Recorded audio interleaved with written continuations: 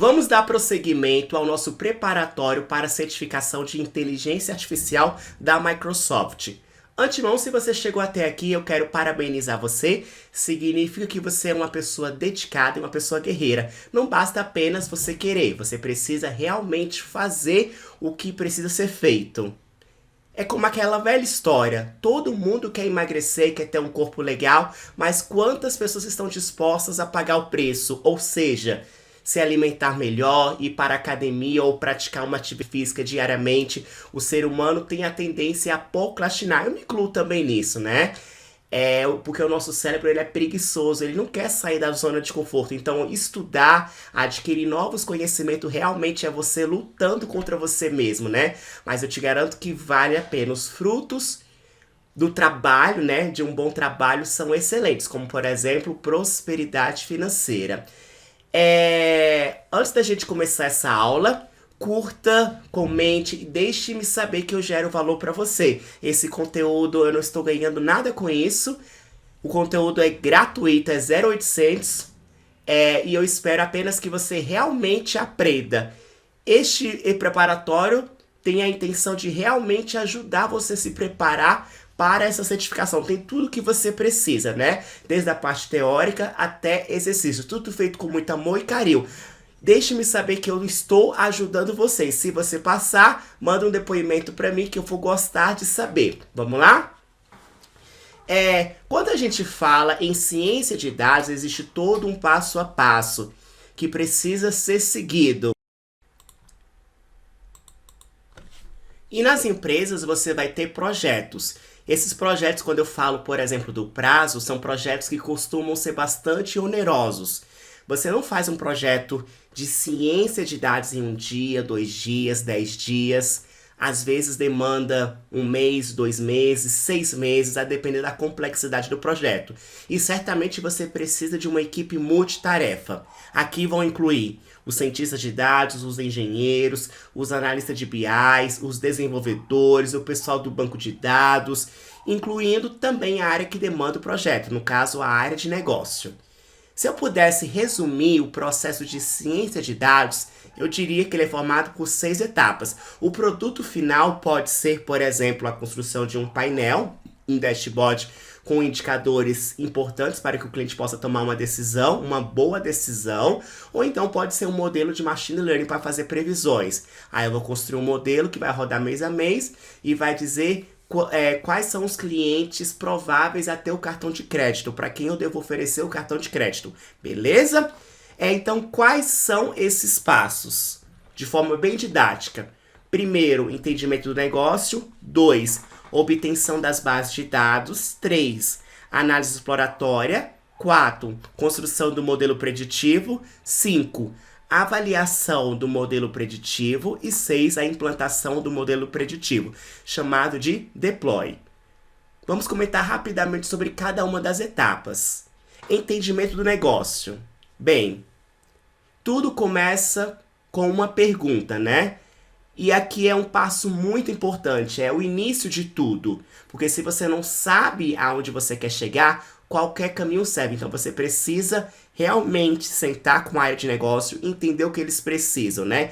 Para ver como as ferramentas que você conhece, as ferramentas de IA, podem ajudar. Vai ter situações que a IA não vai poder ajudar. A IA é uma ferramenta, tem casos que ela vai poder ser útil e vai ter casos também que ela não vai ser útil, beleza? Coloca na cabeça isso, não é que a IA é mágica, como o pessoal vende aí, que vai resolver todos os seus problemas, é apenas uma ferramenta. E há situações que você vai preferir usar ela e outras que realmente não vai dar para usar. Beleza? Lembra de quando eu falei que tem algumas premissas? Se você não tem dados, por exemplo, você não consegue criar soluções de IA. Então, primeiro eu preciso entender o negócio. Eu vou sentar com a área gestora, eles vão me contar uma historinha. Se eu estiver falando, por exemplo, de um projeto para o Banco do Brasil, né? Eu vou posso sentar com uma área responsável, por exemplo, pelo pagamento dos clientes inadimplentes, né? Ou então sentar com o setor de cobrança, né? Suponha que o setor de cobrança te chamou e a intenção deles é reduzir o número de inadimplentes. Então, eles querem construir um modelo que preveja quais são os clientes prováveis a pagar o próximo mês. tá em uma missão. Isso vai ser por muitas reuniões, não é algo trivial. Por quê, gente? Porque aqui vai entrar muito a questão da comunicação, né? Às vezes as pessoas pensam que o lado de habilidade técnica não, é o mais difícil, mas eu te garanto que não é. Habilidade técnica você desenvolve. Você pode, por exemplo, não saber Python, mas se você começar a estudar Python, fazer um bom curso, né? Inclusive tem o meu curso, eu super recomendo, em modéstia à parte. Fazer, praticar, você vai aprender. Dentro de 1 mês, 2 meses. Agora, comunicação, aí mora, o buraco é mais embaixo. Para você aprender a se comunicar é um verdadeiro desafio, né? Você precisa ser claro o suficiente para passar suas ideias e principalmente ter ouvido sensível para entender o que o cliente está precisando. Por isso que essa parte de entendimento do negócio ela é tão desafiante, justamente por causa da parte da comunicação.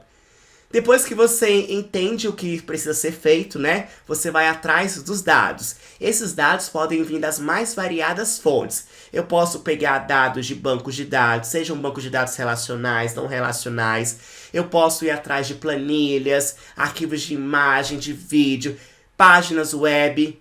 Se eu estiver retornando o exemplo que eu dei agora anteriormente, da cobrança, né? Então, eu vou perguntar para eles, tá? Quais são os dados que você tem? A gente tem a base dos clientes, a base histórica de todos os clientes que a gente cobra mensalmente. Pronto, tá aí, né? Uma das bases de dados. E no mundo real, você não vai usar só uma base de dados. Esses dados vão estar espalhados em todos os lugares. Inclusive, você vai precisar consolidá-los. Aí vai entrar muita parte dos engenheiros de dados, né? Você é um trabalho em conjunto do engenheiro de dados junto com o cientista de dados. Você vai dizer, a área de negócio vai dizer para você aonde tá, eu tenho a base assim assado. O engenheiro de dados vai preparar a base para você, né? Vai tornar a base disponível, beleza? E na prática você não usa somente uma base, você tem várias bases.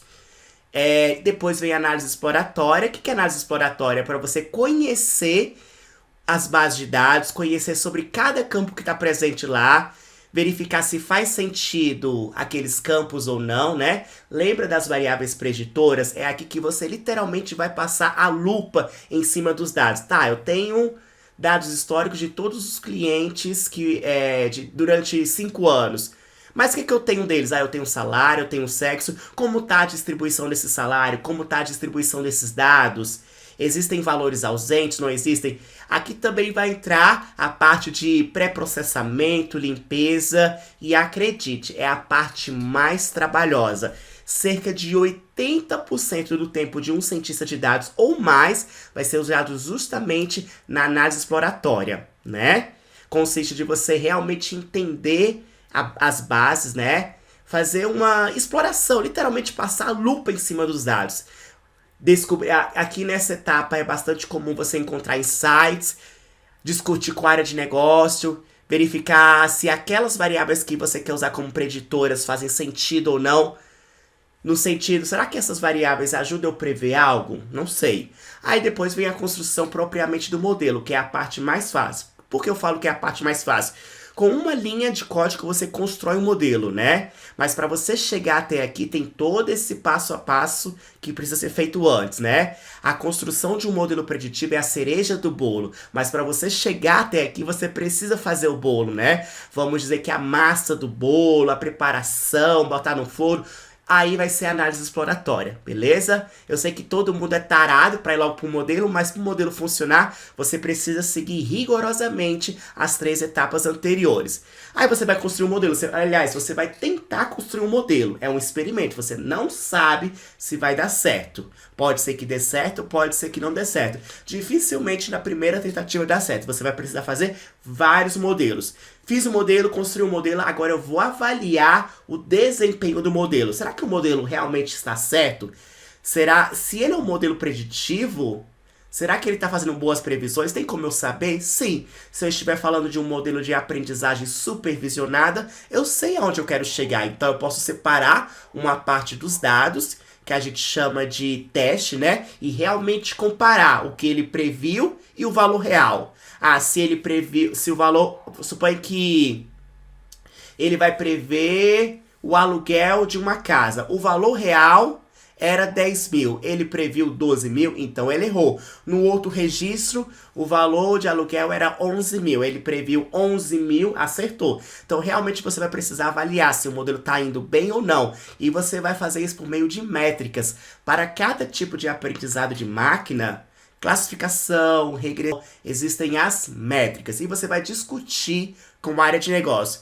Depois que o modelo estiver bom, realmente estiver tendo um bom desempenho, você validou com a área de negócio, etc, etc, aí você pode botar em produção, que o modelo vai sair da sua máquina e vai subir para um ambiente para o cliente consumir.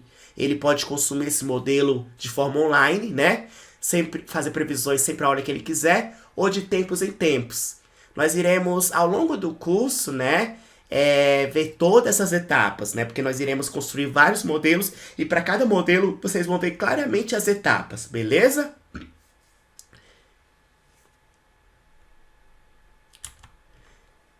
Ó, um exemplo de etapa que eu vou aplicar na análise exploratória. Bem, suponha que eu tenha uma base de Pokémons, o desenho Pokémon.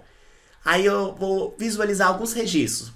Aqui é o Bulbasauro. Cada Pokémon tem um tipo, né? Se ele é venenoso, se ele é de fogo, se ele é de água. Tem um total, tem um HP, que é a saúde do Pokémon. Tem um ataque e tem a defesa.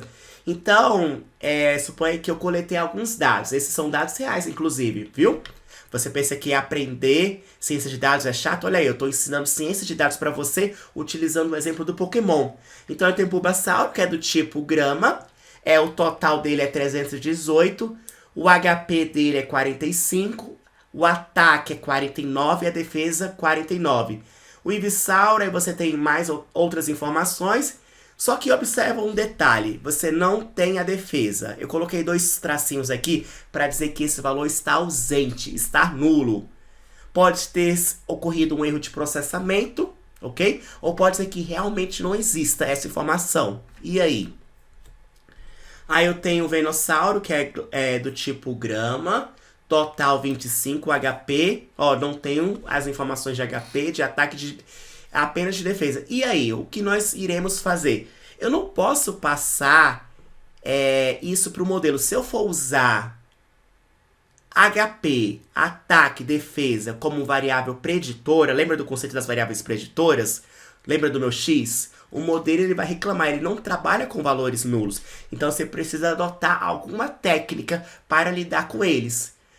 Uma das técnicas seria, por exemplo, você remover a linha que contém valor nulo. Se eu fizer isso aqui, ó, essa linha some e essa linha some. Então, será que essa estratégia é a melhor?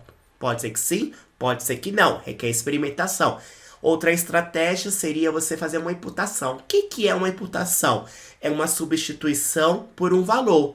Esse valor pode ser uma média, pode ser uma mediana.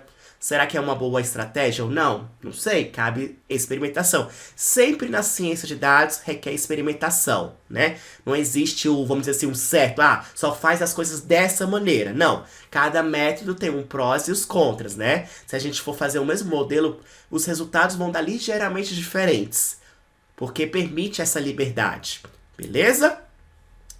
E outro passo que você poderia aplicar na análise exploratória, inclusive os cientistas de dados fazem isso, é entender como é que está a base de dados.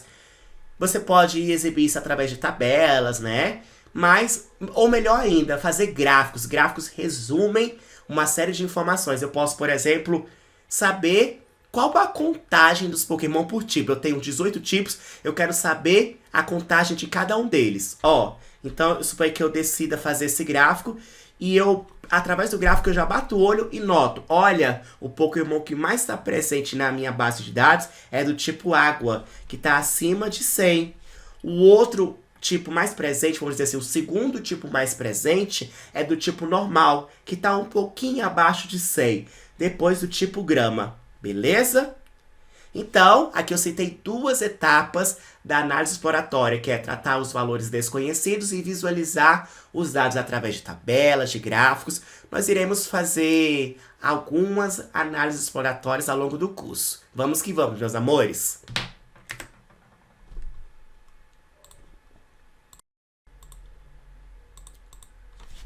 Amores, embora eu tenha citado essa sequência de passos do processo da ciência de dados, na prática não é assim que acontece, né? Esse processo, ele é vivo. Pode acontecer muitas vezes essas etapas. Por exemplo, suponha que você esteja construindo um modelo e na hora da construção você está utilizando uma determinada feature e você ficou em dúvida quanto ao significado dela. Aí você vai lá e pergunta para a área de negócio. Pode ser um e-mail, pode marcar uma reunião rapidinho. Ou seja, você voltou para o entendimento do negócio. Me explica melhor sobre essa variável. Suponha que seja a taxa de juros. Como é que funciona isso?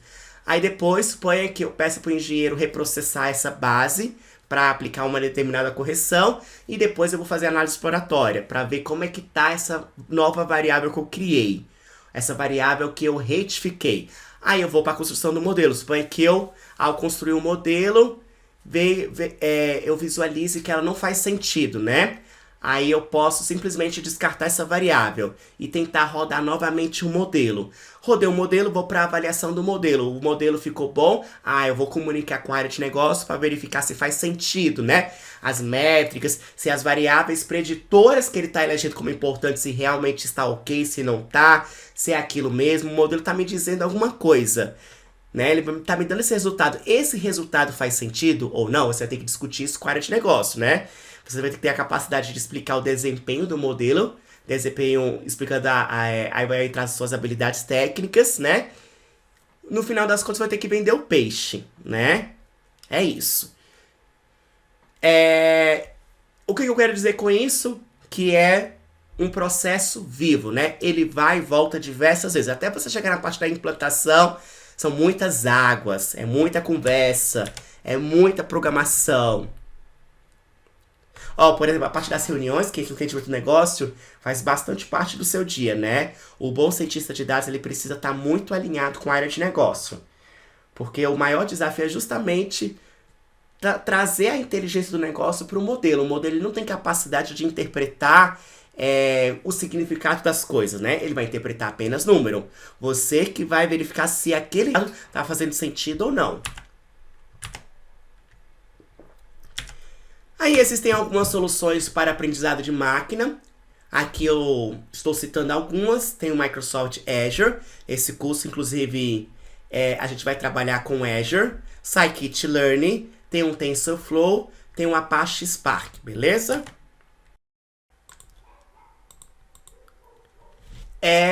Então, o Scikit-Learn, o TensorFlow, o Apache Spark, todos eles são gratuitos. São pacotes open source. Você não paga absolutamente nada. Já o Microsoft Azure, é a nuvem da Microsoft, ela é gratuita durante os 30 primeiros dias. Após isso, você precisa pagar. Na verdade, você vai pagar apenas pelos serviços que você utilizar. No nosso curso, nós iremos trabalhar com Microsoft Azure, né? E eu vou dar dica para vocês não se assustarem com a fatura do cartão de crédito, né? Para realmente reduzir os custos, de maneira que esse curso você consegue fazer pagando alguns poucos reais.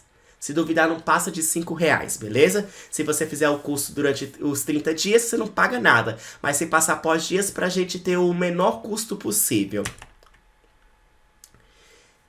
Quando eu falo em construção de modelo preditivo, né, modelo de machine learning, por trás existem algoritmos para isso. Existem mais de 60 no mercado, né? E eles são divididos quanto ao tipo de aprendizado. O que eu quero dizer com isso? Existem algoritmos para o supervisionado, o tipo de aprendizado supervisionado, o não supervisionado e por reforço. Para o supervisionado, ainda existem algoritmos próprios para regressão, para classificação, beleza? Então aqui eu vou citar alguns. Por exemplo, né? Para o supervisionado, para a regressão, eu tenho a regressão linear e a regressão polinomial. Já para a classificação, eu tenho vários. Aqui eu tenho o KNN, eu tenho trees, que são as árvores, né? Regressão logística, Naive Bayes, SVM, que é o Support Vector Machine. O não supervisionado para clusterização, né? Nós temos o SVT, o PCA, o K-means. E por reforço, aí eu nem vou citar. Mas aqui, rapidamente, alguns exemplos. Aqui, árvore de decisão, regressão linear, né? Árvore de decisão você pode chamar também em inglês, decision tree, é a mesma coisa, né? Árvore de decisão é o termo em português. Tree decision é o termo em inglês.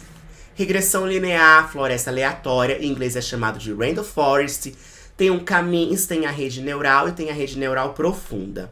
Beleza? Agora o que nós iremos fazer? Nós iremos construir o nosso primeiro modelo de aprendizado de máquina, na prática.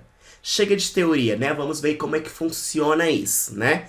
Mas esse assunto vai ficar para a próxima aula. Um beijo no coração. Amo muito vocês.